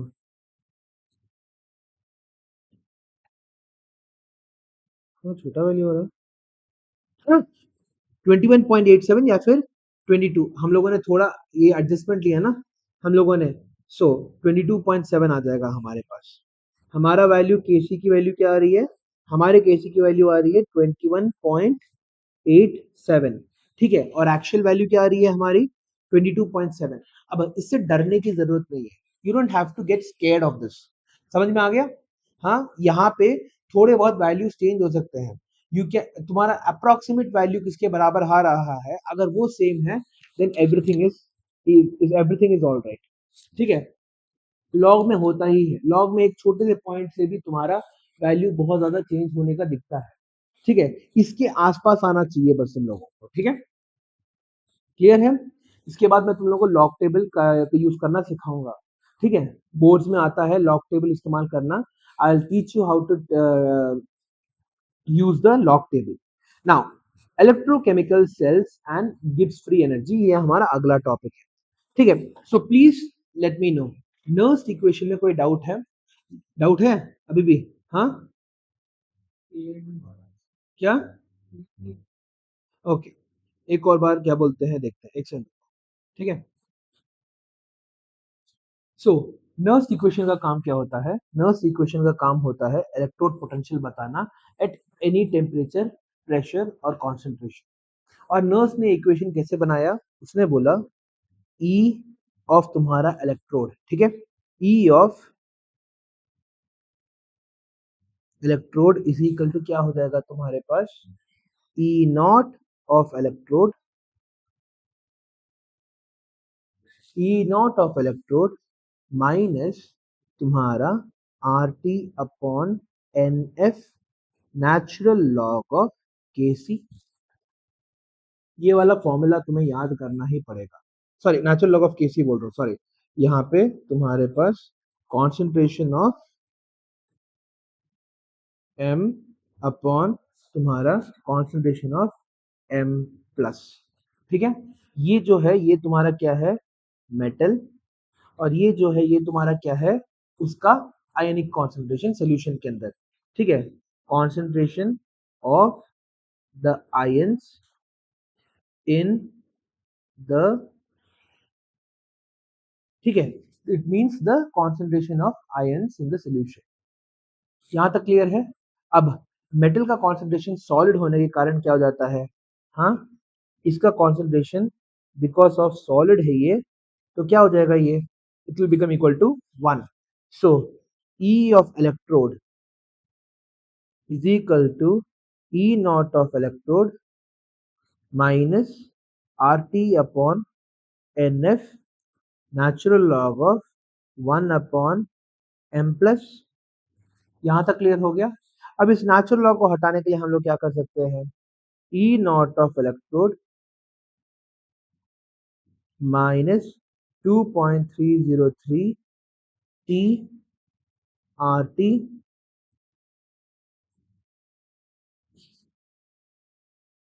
Are T upon N F log of 1 upon M plus, हाँ कि ना, हाँ, क्यों, ऐसे ही रहेगा, माइनस ही रहेगा यहाँ पे, हाँ, तो माइनस टू पॉइंट, नहीं नहीं नहीं, सिर्फ 2.3, देखो natural log of A is equal to 2.303 times log to the base 10 A, ये होता है, माइनस नहीं मल्टीप्लाई करते। देखो क्या हो रहा है तुम्हारे पास, नाउ ई ऑफ कैथोड क्या हो जाएगा, is equal to E not of cathode minus 2.303 R T upon N F log 1 upon plus, हाँ कि ना, कैथोड प्लस कैथोड आयंस के लिए, ठीक है। और ई ऑफ एनोड क्या हो जाएगा,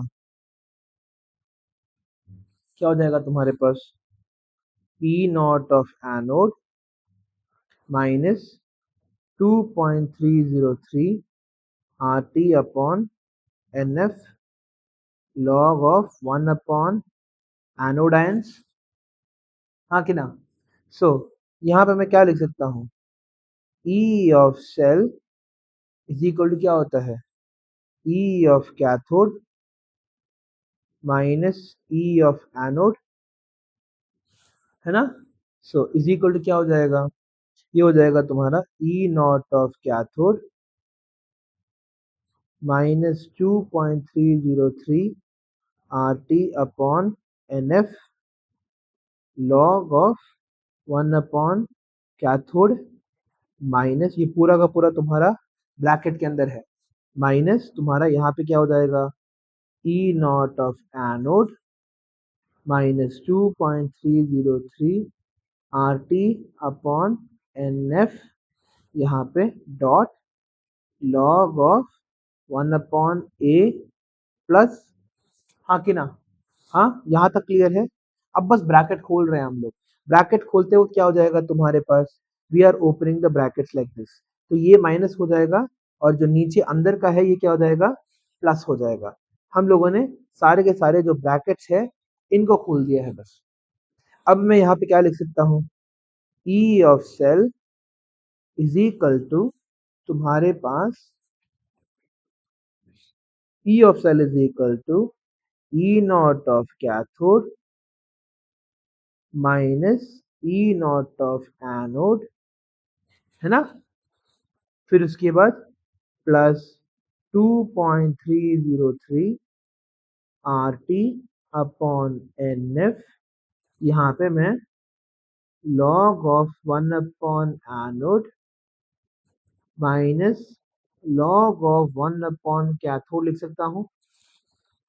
इसमें डाउट है, जस्ट मैंने माइनस कर रखा है, ये पहले आएगा ये बाद में आएगा, कॉमन उठा के रखा हुआ है बस। अभी तक कोई डाउट है तनिष्क, पक्का, is equal to E not cell minus, sorry ये दोनों के दोनों मिला के क्या हो गया, ई नॉट सेल बन गया plus 2.303 R T upon N F, यहाँ पे हो जाएगा log of 1 upon anode plus upon log of 1 upon क्या हो जाएगा यहाँ पे, कैथोड प्लस, ठीक है, इज इक्वल टू, फिर क्या हो जाएगा मेरे पास, E not cell plus 2.303 R T upon N F log of cathode plus upon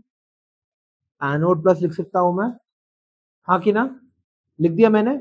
अब यहाँ पे इस एनोड को ऊपर और कैथोड को नीचे लाने के लिए क्या करना पड़ेगा, E not cell minus 2.303 R T upon N F log of anode plus upon cathode plus, तो यहाँ पे तुम्हारा साइन चेंज हो रहा है,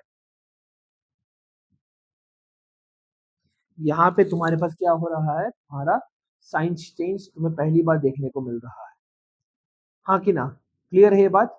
अब यहाँ पे हमारा फॉर्मूला निकल के आ रहा है, this is our formula, E of cell, समझ में आ गया, E of cell is equal to E not cell के बराबर आ गया फॉर्मूला, ठीक है।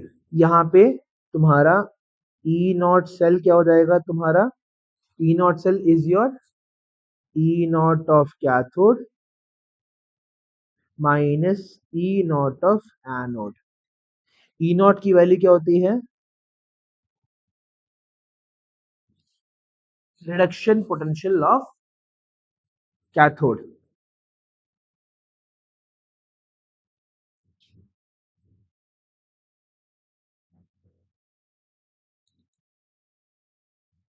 और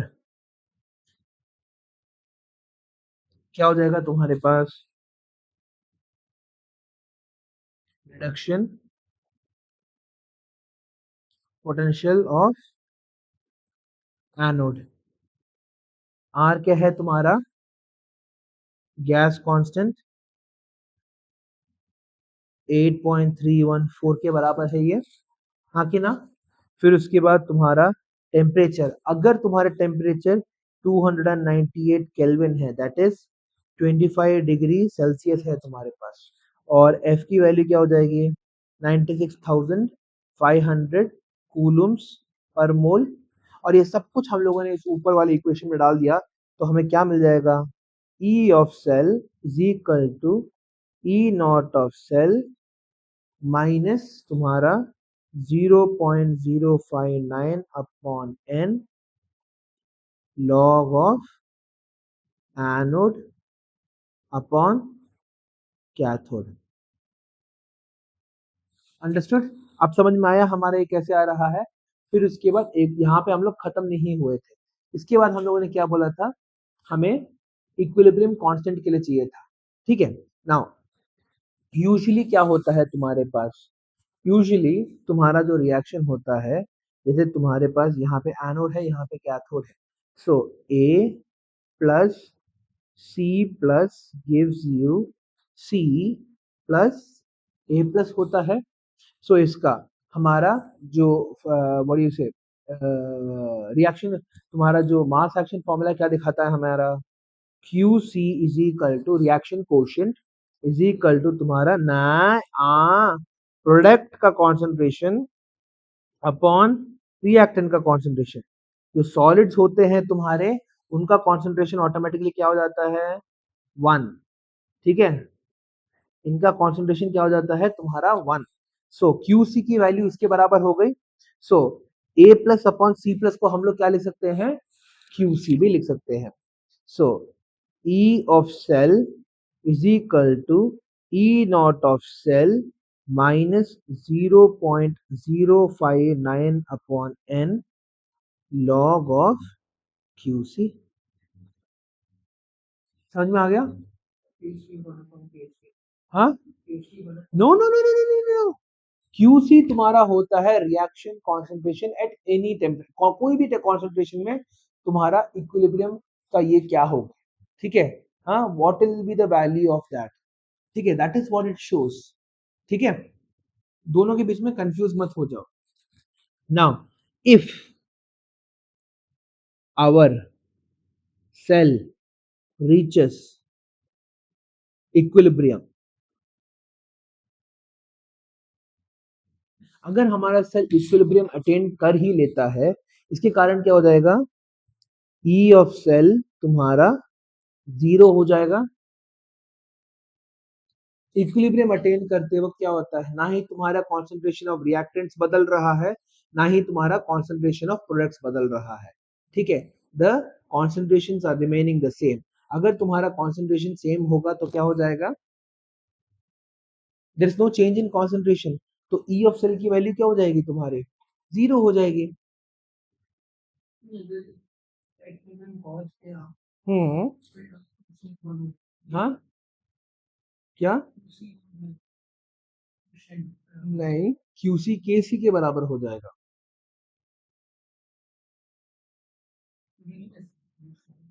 यहाँ पे देखो, so at equilibrium when there is no current in the circuit, equilibrium में क्या हो रहा है, कोई करंट ही नहीं बच रहा तुम्हारे पास, करंट नहीं होगा तो पोटेंशियल नहीं होगा, क्योंकि करंट नहीं होगा तो कोई चार्ज मूव नहीं करेगा, अगर कोई चार्ज मूव नहीं करेगा तो पोटेंशियल कहाँ से लाओगे तुम।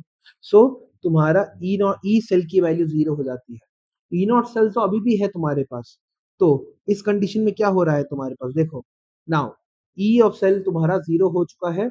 सो यहाँ पे इस इंफॉर्मेशन को ऊपर डाल दो, 0 is equal to E not cell minus 0.059 upon n log of QC, हाँ QC नहीं सॉरी, अब तो कॉन्सेंट्रेशन तुम्हारा क्या हो चुका है, KC के बराबर हो चुका है। Therefore E naught cell is equal to 0.059 upon n log of KC। Doubt है? तुम्हारा ई सेल 0 इसलिए हो रहा है क्योंकि कोई करंट फ्लो नहीं कर रहा है, करंट फ्लो इसलिए नहीं हो रहा है कि कॉन्सेंट्रेशन चेंज नहीं हो रहे, मूवमेंट ऑफ इलेक्ट्रॉन्स नहीं हो रहा है, अगर कॉन्सेंट्रेशन चेंज ही नहीं होगा तो मूवमेंट ऑफ इलेक्ट्रॉन्स भी तुम्हारा नहीं होगा, अगर मूवमेंट ऑफ इलेक्ट्रॉन्स नहीं हुआ तो वर्क डन 0 हो जाएगा, वर्क डन जीरो हो गया तो पोटेंशियल तुम्हारा जीरो हो जाएगा। क्लियर है ये बात? हाँ, सो इस तरह से हमारे तीनों के तीनों फॉर्मूलास निकल के आ रहे हैं। ठीक है, ये भी हम लोगों ने कर लिया है। नाउ अब आगे बढ़े, पक्का इसको फिर से रीड करके आना। ठीक है, मैं इसका भी होमवर्क देने वाला हूं। So when a cell reaction takes place, जब एक सेल का रिएक्शन हो रहा होता है, the electrical energy is produced which can be quantitatively converted into work। ठीक है, जितना हमारे पास एनर्जी मौजूद है, the amount of energy that is available to us, उतना ही तो हम लोग क्या कर पाएंगे उससे, हाँ, हम लोग इलेक्ट्रिसिटी जनरेट कर पाएंगे, उतना ही काम करवा पाएंगे। Now thus electrical work done by the cell results in the corresponding decrease in the free energy of the cell। तुम्हारी फ्री एनर्जी जो कम हो रही है उसके करस्पॉन्डिंग हो जाता है। Electrical work done W electrical in 1 second is equal to the electrical potential multiplied by the total charge passed। कितना तुम्हारा चार्ज पास हुआ है, जैसे हमारा ये भी किस लिए हो रहा है, वी नो दैट कि हम लोग कुछ नया नहीं सीख रहे यहाँ पे भी, हमें पता है क्या, potential is equal to work done upon charge होता है। Potential is equal to work done upon charge होता है, तो वर्क डन किसके बराबर हो जाएगा तुम्हारा, work done will be equal to potential multiplied by charge. So जो इलेक्ट्रिकल वर्क डन किसके बराबर हो जाएगा तुम्हारा, EMF multiplied by the total number of charges that are flowing through the conductor at any given time। ये समझ में आ रहा है ये वाला बात? नहीं आए तो नहीं आए बोलो, हाँ है तो हाँ बोलो। ठीक है, आ गया? ओके, सो यहाँ पे देखो, to obtain maximum work done from a galvanic cell, charge has to pass reversibly। ठीक है, the reversible work done by a galvanic cell is equal to the decrease in the Gibbs free energy। जो reversible, what is reversible work, ये बताना मेरे को। Reversible और irreversible process क्या होते हैं?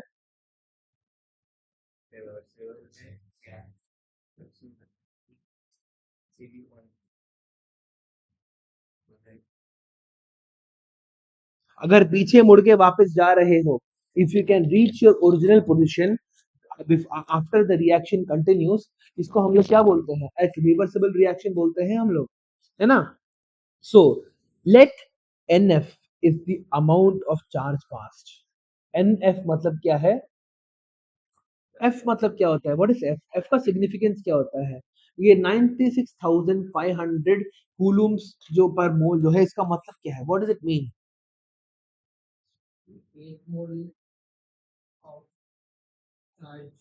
नहीं, नहीं, एक मोल ऑफ इलेक्ट्रॉन्स के ऊपर कितना चार्ज होगा,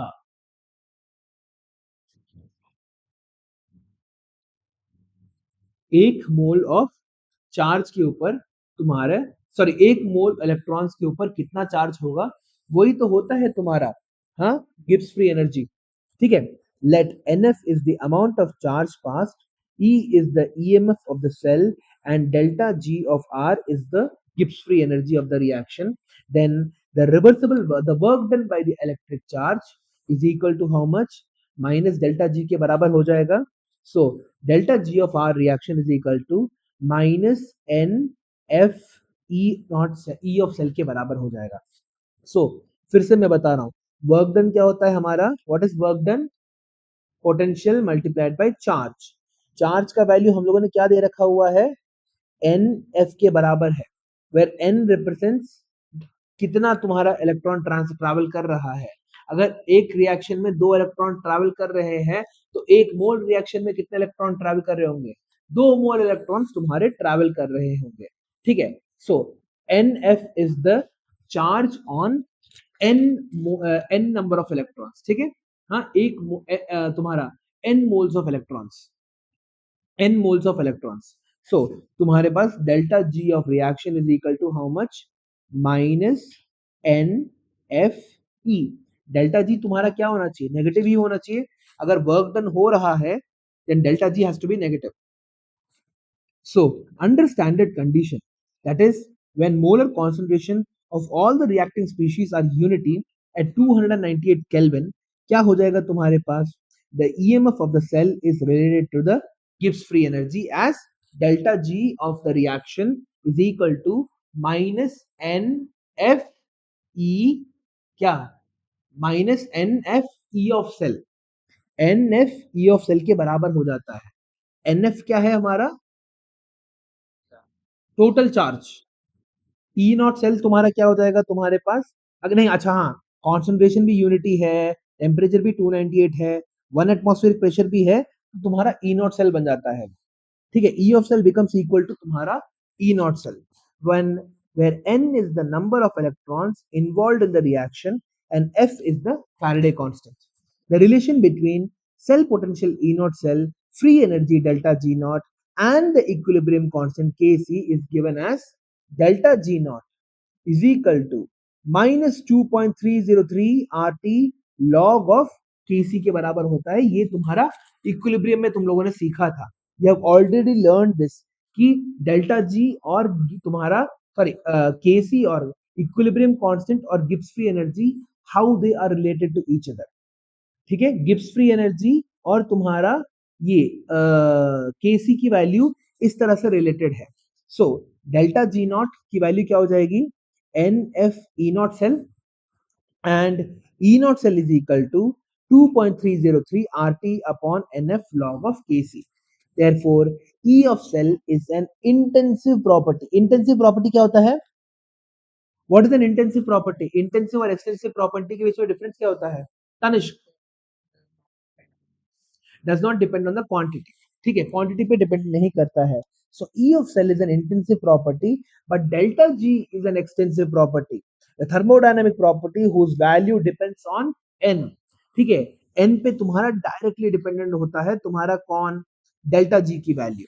Thus, it can be written that Zn plus Cu2 plus gives you Zn2 plus Cu delta R of G is equal to minus 2F E of cell क्योंकि यहाँ पे क्या हो रहा है दो इलेक्ट्रॉन्स तुम्हारे क्या बोलते हैं जिंक से लेके कॉपर की तरफ जा रहे हैं हर एक रिएक्शन के अंदर दो इलेक्ट्रॉन्स जिंक से कॉपर की तरफ जा रहे हैं तो n की वैल्यू क्या हो गई तुम्हारी n की वैल्यू तुम्हारी हो गई 2 ठीक है now but when we write the equation 2Zn plus 2Cu plus gives you 2Zn2 plus 2Cu delta G of reaction क्या हो जाएगा minus 4F E of cell. So E of cell is equal to E naught cell के बराबर हो जा रहा है and thus we can say that delta G naught for the reaction is equal to minus delta N F E naught cell. ठीक है यहां तक किसी को डाउट है please tell me let me know कौन सा जिंक और कॉपर वाला देखो जब हमारा नॉर्मल रिएक्शन हो रहा होता है तो क्या होता है जिंक तुम्हारे कॉपर को रिड्यूस कर देता है बाय गिविंग इट 2 इलेक्ट्रॉन्स और जिंक अपने आप को खुद ऑक्सीडाइज कर देता है बाय लूजिंग 2 इलेक्ट्रॉन्स ये वाला पहला रिएक्शन समझ में आ गया और यहाँ पे जो उन्होंने लिखा है minus N F E of cell है ना एन की वैल्यू क्या है एन की वैल्यू इस रिएक्शन में 2 है अगर एन की वैल्यू तुम्हारी यहाँ पे 2 है तो क्या हो जाएगा व्हाट विल हैपन ये मिल जाएगा तुम्हें मल्टीप्लाइड बाय 2 करना पड़ेगा सो अब अगर तुम्हारा पूरा का पूरा रिएक्शन के अंदर 2Zn plus 2Cu plus gives you 2Zn2 plus 2Cu यहाँ पे क्या हो रहा है हर कितने इलेक्ट्रॉन्स तुम्हारे ट्रांसफर हो रहे हैं 4 इलेक्ट्रॉन ट्रांसफर हो रहे हैं दो जिंक के एटम्स क्या कर रहे हैं 4 इलेक्ट्रॉन्स मिला के वो कॉपर को दे रहे हैं 2 कॉपर को दे रहे हैं तो यहाँ पे तुम्हारे पास डेल्टा जी ऑफ रिएक्शन किसके बराबर हो जाएगा तुम्हारे पास minus 4F E of cell still doubts पक्का okay if the concentration of all the reacting species is unity then E of cell becomes equal to E naught of cell and E delta G naught is equal to minus NF E naught of cell तो इन दोनों को याद करके रख लेना ठीक है concentration अगर सेम है टेम्परेचर तुम्हारा 298 है और तुम्हारा एटमॉस्फेरिक प्रेशर जो है वो तुम्हारा किसके बराबर है 1 के बराबर है then E of cell becomes equal to E not of cell जब तुम्हारे ये वैल्यूज चेंज होते हैं तभी तो नर्स ने बोला एक इक्वेशन बनाया इसीलिए था क्योंकि तुम्हारे वैल्यूज चेंज हो रहे हैं अगर तुम्हारे वैल्यूज चेंज ही नहीं हो रहे तो क्या हो जाएगा, E of cell becomes equal to E not of cell हो जाएगा। मेरे को ऐसा भी लग रहा है तुम लोग को कुछ समझ में नहीं आ रहा है क्या तुम लोगों को पक्का? ठीक है। So, therefore, measurements of E naught cell can give us the value of the thermodynamic quantity delta G naught of a reaction. Standard Gibbs free energy for the reaction हमें मिल जाता है, ठीक है, which later helps in the calculation of equilibrium constant by the equation given below. ठीक है, delta G naught की value हमें मिल जाती है। अब डेल्टा जी नॉट का इस्तेमाल करके हम लोग क्या करते हैं, के की वैल्यू निकालते हैं, ठीक है, केसी की वैल्यू निकालते हैं इक्विलिब्रियम में। सो प्लीज एक काम करो, आज घर जाके तुम्हारा वो थर्मोडायनामिक्स सॉरी इक्विलिब्रियम जो है एक बार इक्विलिब्रियम देख के आ जाओ, ठीक है, जस्ट गो थ्रू इक्विलिब्रियम, क्योंकि इसके बाद वाला सेक्शन में भी बहुत ज्यादा हमारा इक्विलिब्रियम का कॉन्सेप्ट जो है लगने वाला है।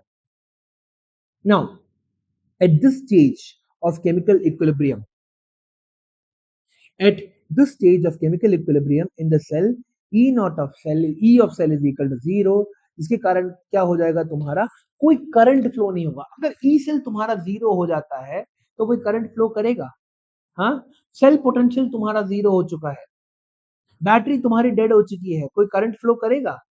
हाँ, उस बैटरी को अगर तुम किसी में भी डालने की कोशिश करोगे वो ऑफलाइन चला पाएगा? खुद सोच के देखो ना, तुम्हारे वॉच में जब बैटरी खराब हो जाती, डेड हो जाती है, तो वो सुई घूमने लगती है क्या? नहीं। Why? Because it is not able to give any watt electricity, electrons को क्या बोलते हैं, ट्रांसफर नहीं करा पा रहा है, ठीक है। The reaction is only feasible when E of cell is positive and delta G value is negative. So ये एक बहुत इंपॉर्टेंट टॉपिक निकल के आता है, ठीक है, प्लीज इसको इंपॉर्टेंट मार्क करके रख दो, ठीक है। इंपॉर्टेंट मैं इसलिए मार्क करके रखने बोल रहा हूँ क्योंकि वो डायरेक्ट एमसीक्यू में आता है, ठीक है। वो एमसीक्यू में यही पूछते हैं, what are the conditions required for a cell to rework normally, ठीक है, एक नॉर्मल सेल को काम करने के लिए क्या क्या कंडीशंस की जरूरत पड़ती है। E cell has to be positive, delta G has to be negative. Delta G positive हुआ तो रिएक्शन तुम्हारा चलेगा ही नहीं, ई सेल तुम्हारा नेगेटिव हो गया तो कोई करंट फ्लो होगा ही नहीं, करंट उल्टे डायरेक्शन में फ्लो हो जाएगा। समझ में आ गया? Okay. The standard electrode potential E not for a Daniell cell is 1.1 volts. Calculate the delta G naught value for the reaction. ठीक है, हमें E नॉट दे रखा हुआ है, ठीक है, we have been given the value of E naught, F की value दे रखा है 96500 कूलम्स। तो हमें क्या पता है, वी नो दैट हमारा delta G is equal to minus N F E not cell के बराबर होता है ना। सो एन की वैल्यू क्या हो जाएगी अमोक, यहाँ पे इस रिएक्शन में what will be the value of N, यहाँ पे देखो इस रिएक्शन की बात कर रहा हूँ अमोक, 2 एग्जैक्टली, हमारा यहाँ पे n की वैल्यू 2 हो गई। So is equal to -2 into 96500 multiplied by E not cell किसके बराबर है, 1.1, डैनियल सेल है हमारे पास। सो -2.2 इंटू 96500, ठीक है। सो 220 मल्टीप्लाइड बाय 965, ये हो जाएगा तुम्हारा answer. You will get somewhere around this much. समझ में आ गया? माइनस वैल्यूज, ठीक है, क्लियर है ये? डेल्टा जी नेगेटिव है, डेल्टा जी नेगेटिव होने के कारण क्या हो गया, स्पॉन्टेनियस रिएक्शन हो गया। अगला, calculate the E cell and the delta G naught of reaction for the following reactions at 25 degree Celsius. Okay, ठीक है। Now zinc Zn2 plus cadmium 2 plus cadmium. Okay, Tanishq, कौन है एनोड कौन है कैथोड? जिंक एनोड है और cadmium मेरा cathode है, ठीक है। नाउ मेरा रिडक्शन पोटेंशियल ऑफ जिंक दे रखा हुआ है -0.763, मेरा रिडक्शन पोटेंशियल ऑफ कैडमियम दे रखा है -0.403। What will be my cell potential अमोघ?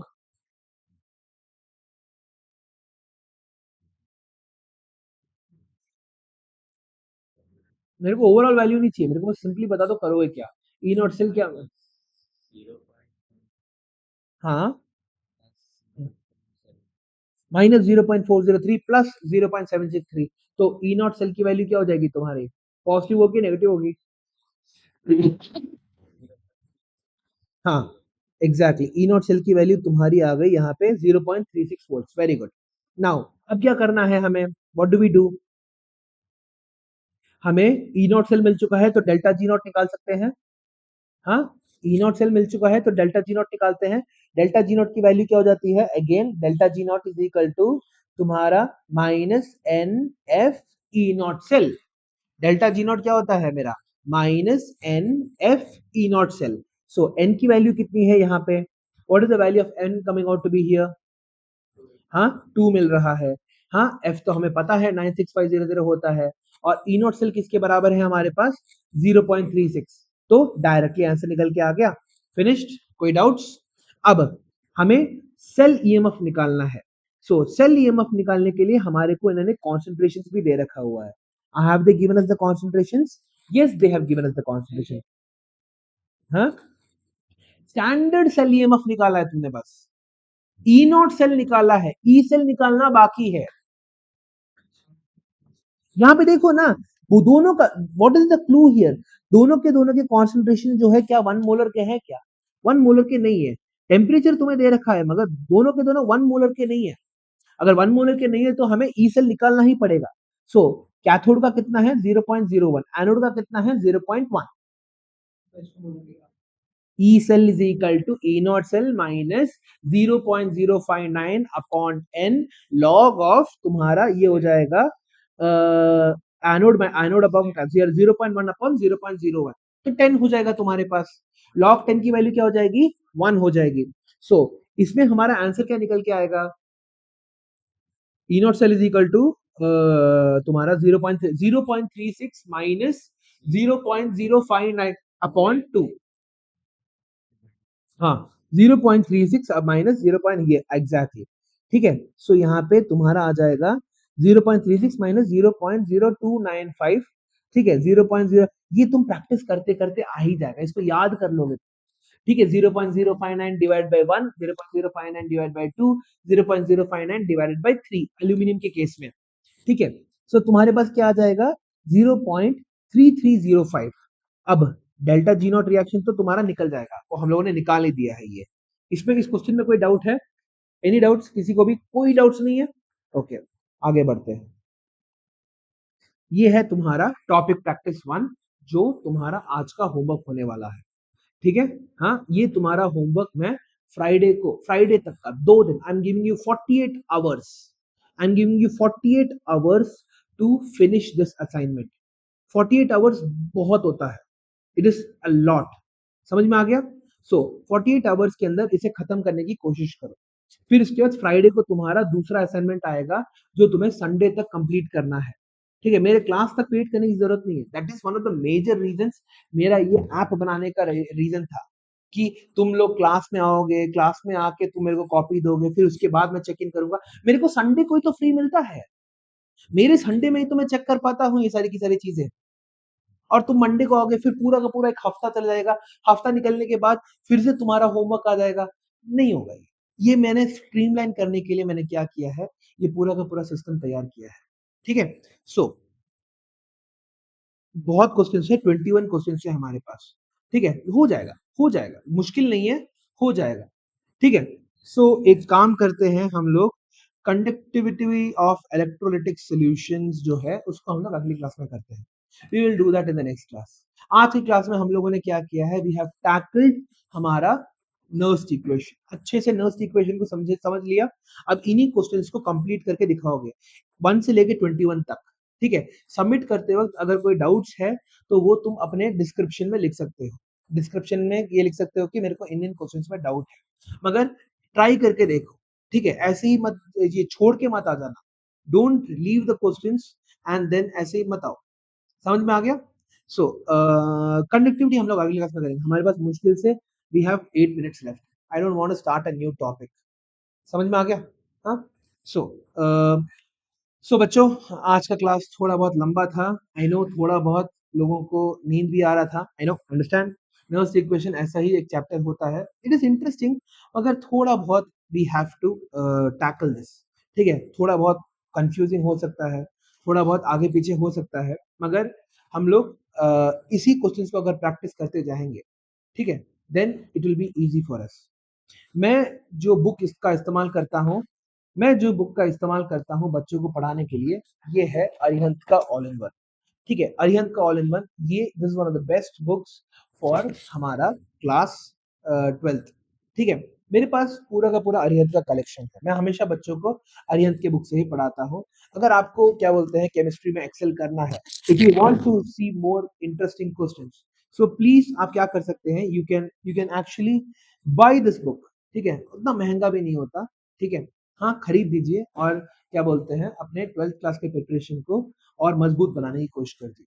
ठीक है, और इसी के साथ please like share and subscribe and धन्यवाद, थैंक यू।